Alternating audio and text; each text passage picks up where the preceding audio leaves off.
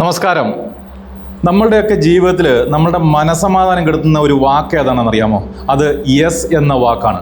നമ്മൾ എല്ലാവരോടും എന്തിനും ഏതിനും യെസ് പറയും എന്നുള്ളതാണ് അതിൻ്റെ കാരണം. എന്ന് വെച്ചാൽ ഒന്നിനോടും ഏതിനോടും നോ പറയാൻ അറിയില്ല, അല്ലെങ്കിൽ മടിയാണ് എന്നുള്ളതാണ് അതിൻ്റെ കാരണം.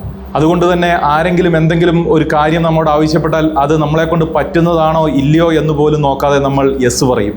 അതിനുശേഷം നമ്മൾ അതിനെ ഓർത്ത് അനാവശ്യമായി ടെൻഷൻ അടിച്ചുകൊണ്ടേയിരിക്കും. ഞാനും അത്തരത്തിലുള്ള ഒരാളായിരുന്നു. ഒന്നിനോടും ഏതിനോടും നോ പറയാൻ അറിയില്ലായിരുന്നു, അല്ലെങ്കിൽ അതിനുള്ള ധൈര്യമില്ലായിരുന്നു. എന്നിട്ട് അനാവശ്യമായി അവരടിക്കേണ്ട ടെൻഷനൊക്കെ ഞാൻ സ്വയം ഏറ്റെടുത്ത് കൊണ്ട് നടന്നിരുന്നു. എൻ്റെ എനർജി മൊത്തം ഞാൻ അങ്ങനെ നശിപ്പിച്ചുകൊണ്ടേയിരുന്നു. എന്ന് വെച്ചാൽ എനിക്ക് യാതൊരു പ്രയോജനവുമില്ലാത്ത കാര്യങ്ങൾക്ക് വേണ്ടി എൻ്റെ ജീവിതത്തിലെ വലിയധികം സമയം ഞാൻ നഷ്ടപ്പെടുത്തിയിരുന്നു എന്നുള്ളതാണ്.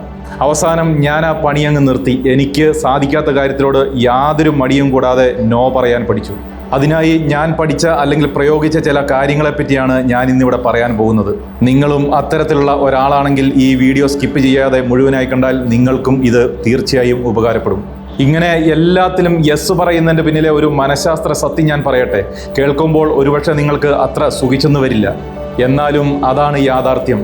എന്ന് വെച്ചാൽ ആളുകൾ നിങ്ങളെ ബഹുമാനിക്കാത്തതിൻ്റെയും നിങ്ങളുടെ അതിർവരമ്പുകൾക്ക് വില നൽകാത്തതിനും ഒറ്റ കാരണമേ ഉള്ളൂ.